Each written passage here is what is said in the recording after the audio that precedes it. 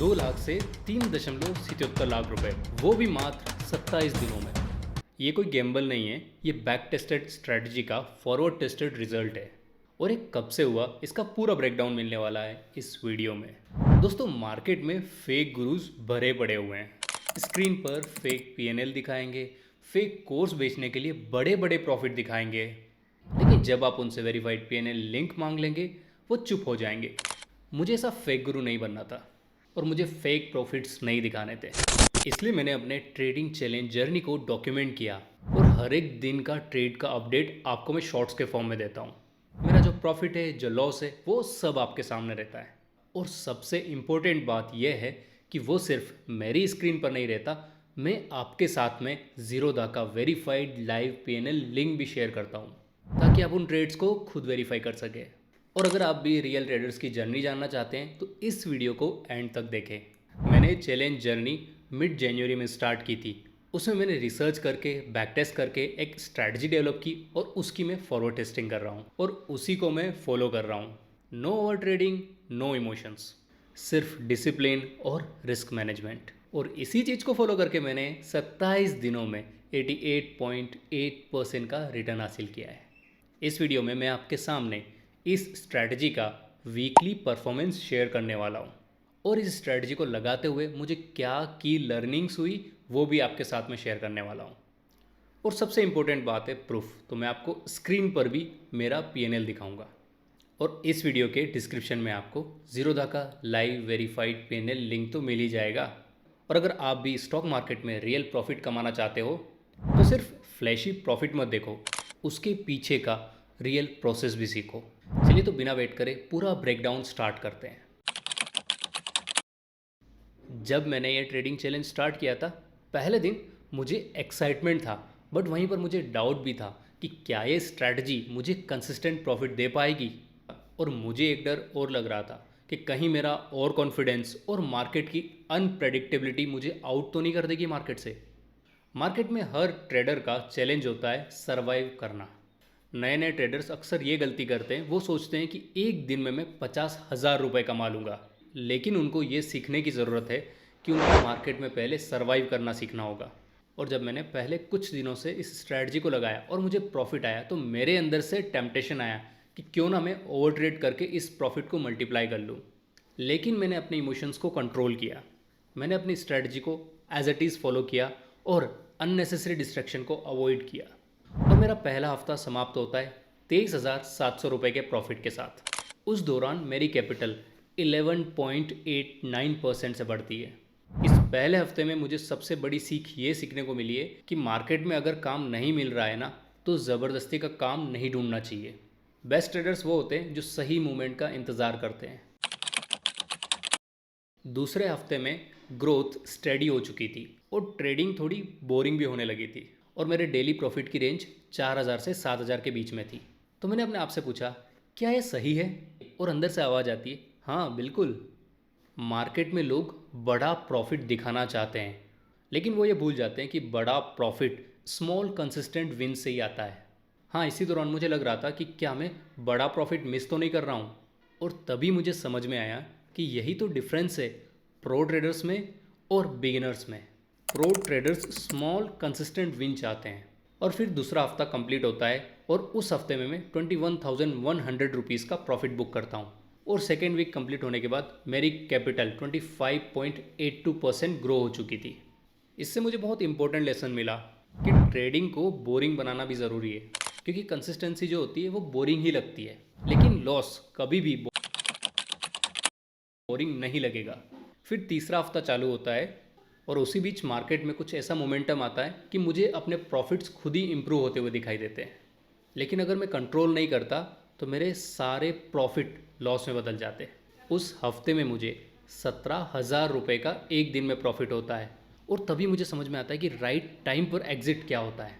उस हफ्ते में मैं 35,900 रुपये का प्रॉफिट कमाता हूँ और उसके साथ मेरी कैपिटल 49.89% से बढ़ जाती है। और उससे मुझे ये समझ में आया कि मोमेंटम के साथ प्रॉफिट तभी मिलेगा जब आप पेशेंस से काम लेंगे और पैनिक में जल्दी एग्जिट नहीं करेंगे। और फिर आता है चौथा हफ्ता और जब मार्केट स्मूथ चल रहा था ना, तभी दिमाग में ग्रीड आती है। और जैसे जैसे ट्रेडिंग चैलेंज जर्नी के दिन बढ़ रहे थे, वैसे वैसे मुझे अपनी साइकोलॉजी को कंट्रोल करना भी मुश्किल हो रहा था। और इस हफ्ते को मैंने आराम से लिया और इस हफ्ते में मैंने कोई भी रिस्क नहीं लिया और रिस्क को अवॉइड किया और मैंने 17,700 रुपये का प्रॉफिट बुक किया।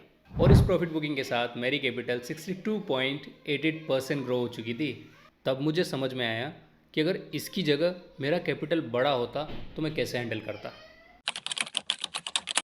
और अब आता है पांचवा हफ्ता। मतलब फर्स्ट 4 वीक में तो हमने कोई भी लॉस बुक नहीं किया था। हमारा कॉन्फिडेंस बिल्कुल रूफ टॉप पर था और मुझे पता था कि मार्केट भी स्टडी है, अपनी जो स्ट्रैटेजी है वो भी कंसिस्टेंट प्रॉफिट दे रही है। तो मैं ऑलरेडी कॉशियस था। मैं नहीं चाहता था कि मैं मार्केट में कोई भी एक गलती करूं और मेरी विनिंग स्ट्रीक टूट जाए। इस वीक में फर्स्ट के 2 डेज मार्केट ज़्यादा मोमेंटम नहीं देता है। फर्स्ट डे हम 3,000 रुपये का प्रॉफिट बुक करते हैं, दूसरे दिन हम 5,000 रुपये का प्रॉफिट बुक करते हैं। ऐसा लग रहा था कि मार्केट है ना कंसोलिडेशन फेज़ में चल रहा है। वो कंसोलिडेशन को थोड़ा ब्रेक करता है और नेक्स्ट डे थोड़ा और मूव देता है। उस दिन हम लोग 6,000 रुपये का प्रॉफिट बुक करते हैं। उसके बाद बारी आती है 13 फरवरी की। जो हम पेशेंस बना के रखे थे, वैसे ही हम अपनी स्ट्रैटेजी से ट्रेड्स ले रहे थे और उस दिन एक परफेक्ट फिट बैठता है।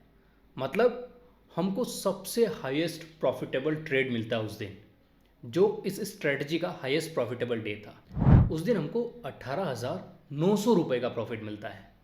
उस दिन मुझे रियलाइज़ हुआ कि अगर आप अपने सिस्टम पर काम करते हैं तो आपको हाईएस्ट प्रॉफिट भी होगा और उस दिन आपको ऐसा लगेगा कि परफेक्ट एंट्री बैठ।